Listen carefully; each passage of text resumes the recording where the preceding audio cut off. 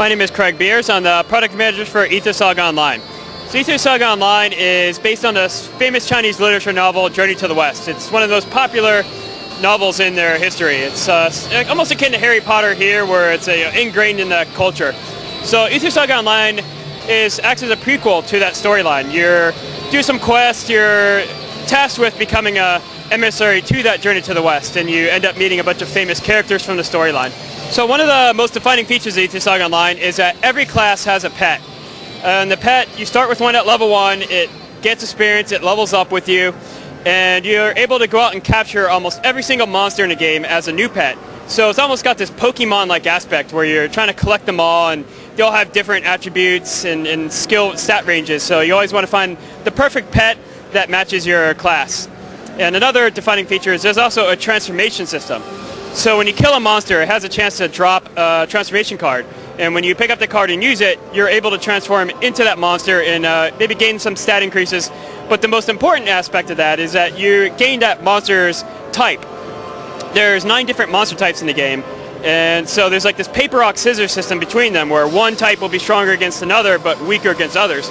So you want to use those transformation cards to gain an advantage over a particular monster type.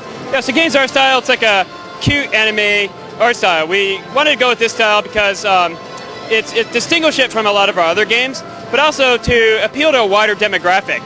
One of the key things about this game, we want to make it very accessible to all users. So, a younger audience and females really like the art style of the game.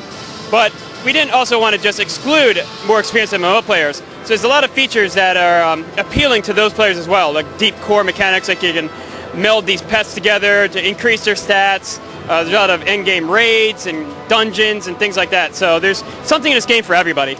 Yeah, so one of the things we're talking about here at E3 is that we're announcing and going to be releasing a major update to Saga Online in the next week or two.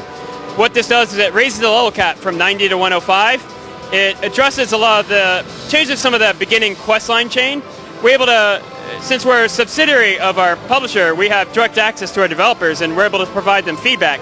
So whereas a lot of Chinese players may like grind, Western players of course don't like that aspect. So we've been able to change the questline. You never have to kill more than 20 monsters. We've reduced the number of kill quests, put in more gather quests, talk to NPCs. So that 1 through 45 quest chain is radically changed. We also added a easy mode for instances to, again, make it more accessible to players. The easy mode, the bosses don't do as much damage, but they also don't drop as many items.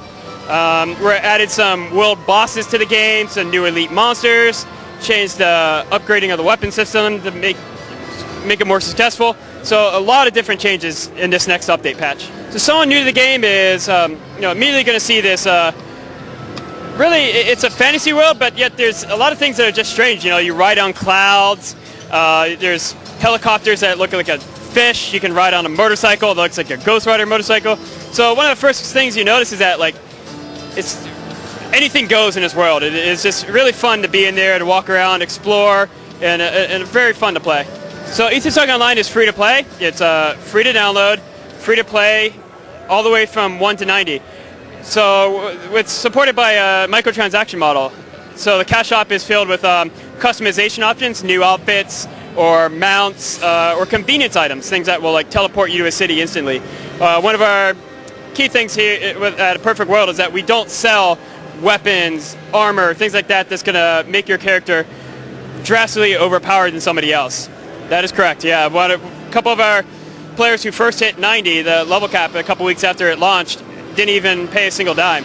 And also what's very cool about our games is that if I buy my microtransaction currency, I'm able to trade that currency to other players for in-game currency, the in-game gold, that monster drop. So players who have all the time in the world and can gather a lot of money is able to still have access to the same cash shop items, either through trading that currency for the microtransaction currency, the Ether Bucks, or just outright trading gold for an outfit that somebody's willing to trade.